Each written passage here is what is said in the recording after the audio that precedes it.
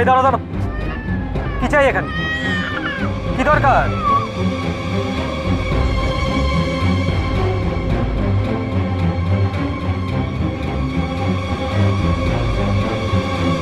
ওরা আমার সাথে আছে। স্যার তাহলে ম্যাডামকে জানাই? না, কোনো দরকার নেই। আমি মাকে সারপ্রাইজ দেব। আমি ডাকলে আপনারা ভেতরে আসবেন, কেমন?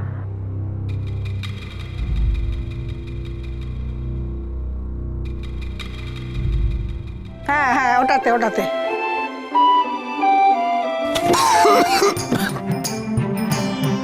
খোল খোল। কি বার করাবে কে জানে, বেঁধেছে দেখো পুটলিগুলো। উফ, কি মাথায় ভূত ঢুকেছে, গোপন অস্ত্র গোপন অস্ত্র। কি না কি রয়ে, এ বাবা এটা কি?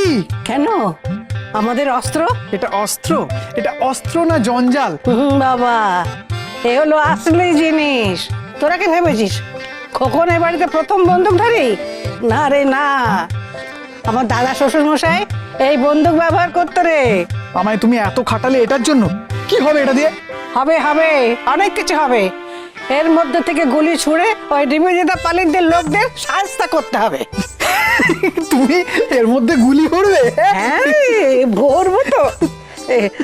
জানিস তো, আমার যত মনে পড়ছে আমার শ্বশুর মশাই মারা যাবার কয়েক মাস আগে গুলিও কিনেছিলেন। গুলি এখানেই আছে, দেখ তো, দেখ দেখ দেখ।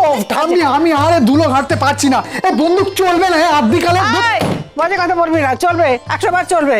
আমি নিজে চোখে দাঁড়িয়ে দেখেছি মা দয়াময়ের সামনে গুলি ছুঁড়ে ডাকাতদের তাড়াচ্ছে।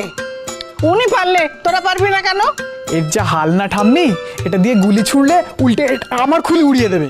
নাচতে না জানলে উঠুন বাঁকা।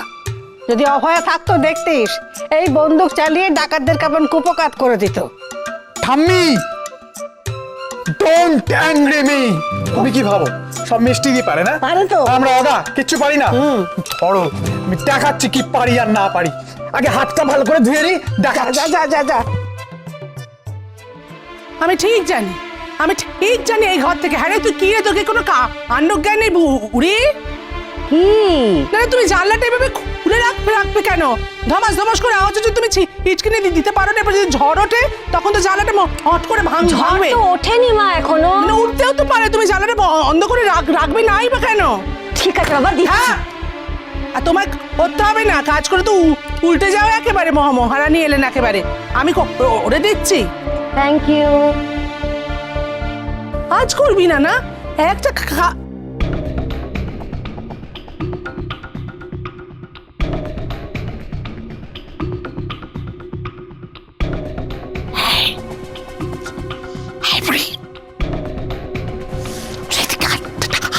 না।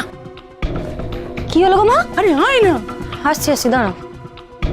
কি হয়েছে? ওই আসতে, ওই দেখো ওটা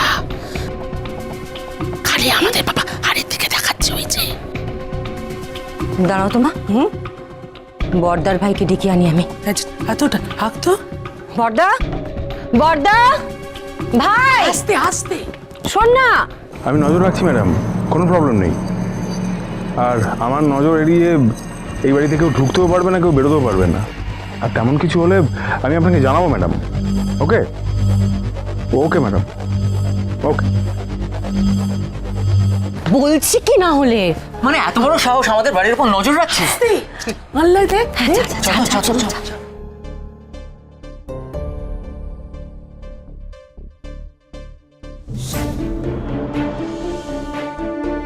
কি গো, কি হয়েছে? আরে দেখো না, একটা লোক আমাদের বাড়ির দিকে তাকিয়ে তাকিয়ে দেখছে বারবার। দেখো দেখো, গিয়ে দেখো না।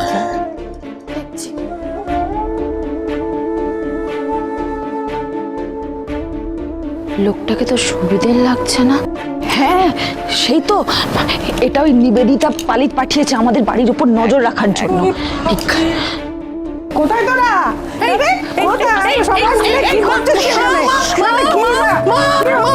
মা সব বলছে, শোনো শোনো। কেন? আমাদের বাড়ির সামনে একটা লোক টুপি নজর রাখছে। নজর রাখছে ভাই। দেখি দেখি দেখি।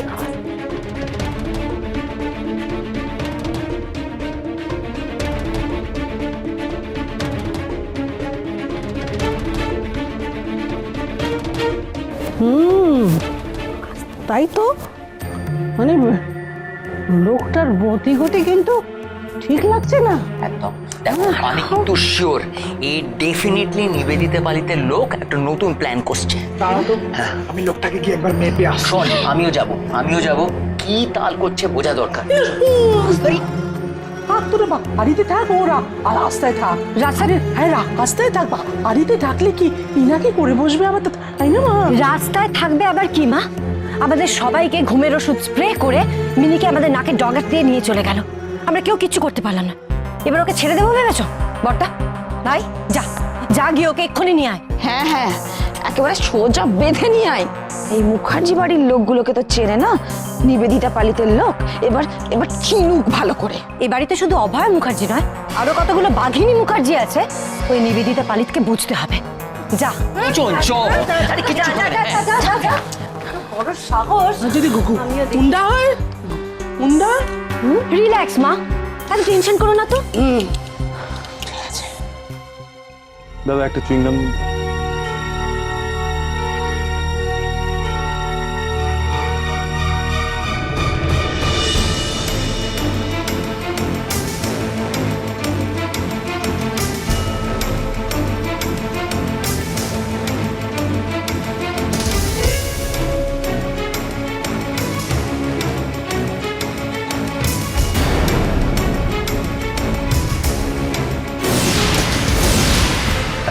দাদা আপনি এই পাড়ার?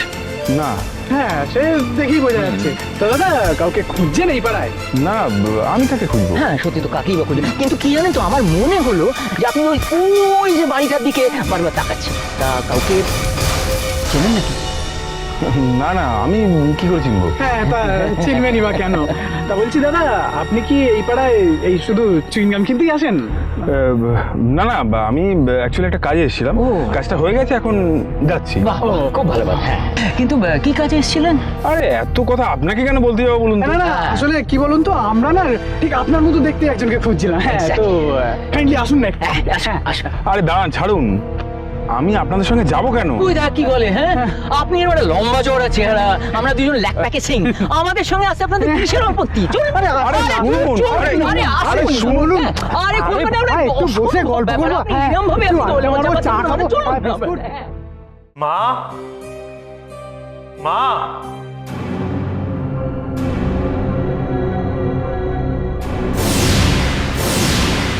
কি রৌনক, ও হঠাৎ কেন? মা, মা। তারপর কেমন সারপ্রাইজ দিলাম বল? হঠাৎ নিজে কাজকর্ম ছেড়ে চলে এলে, yes indeed it's quite surprising. কেন, আমার আশাতে তুমি খুশি হওনি? এই দেখো, খুশি হব না কেন, কিন্তু তোমার ওদিককার কাজকর্ম সেই সমস্ত আমি ম্যানেজ করেই এসেছি মা। আচ্ছা পূজা কোথায়? পূজা, পূজা। ও নিশ্চয়ই আমার উপর খুব রাগ করেছে না, এতদিন কোনো কথা হয়নি। দাঁড়াও, পূজা, পূজা। পূজা বাড়িতে নেই। বাড়িতে নেই মানে?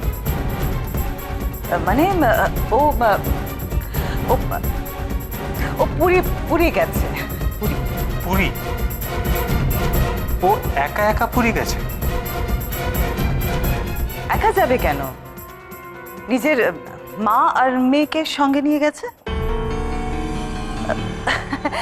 দেখো না, নিজের ফোনটাও ছেড়ে গেছে, সেজন্য তো আমি তোমার ফোন ওকে দিতে পারিনি। আর তোমাকে না বলে হঠাৎ এভাবে চলে গেল, ন্যাচারালি তোমার খারাপ লাগবে, তাই আমি তোমাকে ইনফর্মও করিনি ওর যাওয়ার ব্যাপারে। কাকে নিয়ে গেছে বললে? কেন, নিজের মা আর মেয়েকে। তা কি করে সম্ভব মা? কেন হয় না? মিনি আর পূজার মা আমার সাথে।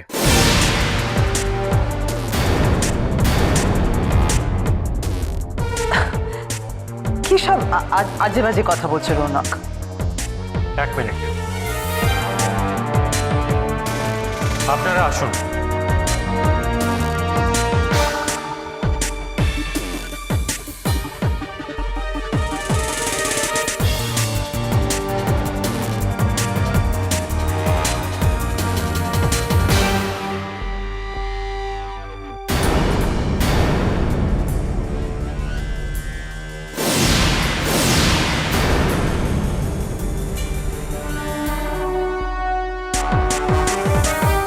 কলকাতা ফিরতেই আমার সাথে এক মহিলা যোগাযোগ করেন। নাম বললেন অভয়া মুখার্জি। উনি আমায় ফোন করে বললেন যে আমার মেয়ে আর পূজার মা নাকি খুব বিপদে আছে, তার একটা মহিলা কেন্দ্রে আশ্রয় নিয়েছে।